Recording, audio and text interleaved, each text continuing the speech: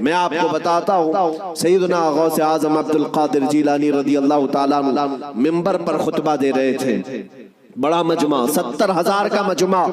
منبر پر جب خطبہ دے رہے تھے، عین خطبے کے دوران چھت پر سے ایک نہایتی کالے قسم کا سانپ نمودار ہوا، جس کی ہیبت ایسی تھی کہ مجمع میں سے لوگ ادھر سے ادھر ہونے لگ گئے۔ اس سانپ کی دہشت سے لوگ گھبرا گئے، لیکن وہ سانپ چھت سے اوپر سے آتے آتے سیدھے سرکار غوث پاک کے کندھے پر آ گیا، غوث پاک کے کندھے پر آ گئے، نہایت ہی کالے قسم کا زہریلا سانپ، جس کو دیکھ کر مجمع منتشر ہو رہا۔ غوث پاک خطبے میں مصروف ہیں، اور اس کے بعد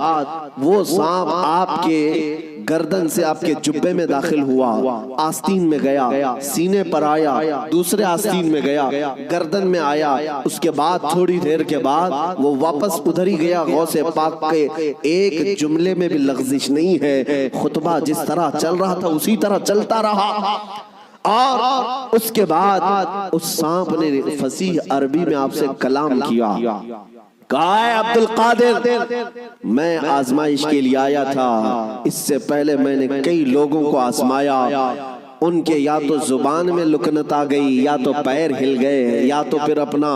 بیان چھوڑ دیا، لیکن تمہارا حال تو یہ ہے کہ ایسا لگتا تھا کہ تمہارے جسم پر کوئی چیز آئی نہیں۔ غوث پاک رضی اللہ تعالیٰ عنہ مسکرائے، خطبہ جاری رکھا۔ لوگوں نے پوچھا غوث پاک سے کہ یہ کیا تھا، اتنا بھیانک سانپ آپ کے جسم پر آیا،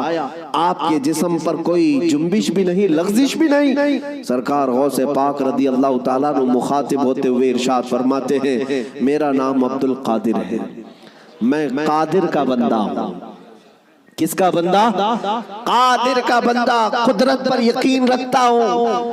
مجھے اس بات پر یقین تھا کہ اگر میری موت آنی ہے تو اس سانپ کے ذریعے سے آ جائے گی، میرے ہلنے سے بچنے سے میں بچ نہیں سکوں گا، اور اگر میری موت نہ آنا ہو تو اس طرح کے سینکڑوں سانپ بھی میرے جسم کا کچھ نہیں کر سکتے۔ موت و حیات کی قدرت صرف میرے رب ذوالجلال کے پاس ہے۔ میں اسی یقین کے ساتھ خطبے میں مصروف رہا، وہ تو امتحان تھا، ٹل گیا۔ عزیزان گرامی وقار، اس بات کا میں آج آپ کو اعلان کرنا چاہتا ہوں، اگر آپ قادری سلسلے سے بیعت ہیں تو غوث پاک کی اس استقامت پر قربان جاؤ۔ آج اس طرح کے زہریلے سانپ اگر تمہارے ارد گرد آ بھی جائیں، تمہیں اس بات کا یقین رکھنا ہے، موت و حیات کا مالک میرا پروردگار ہے، موت و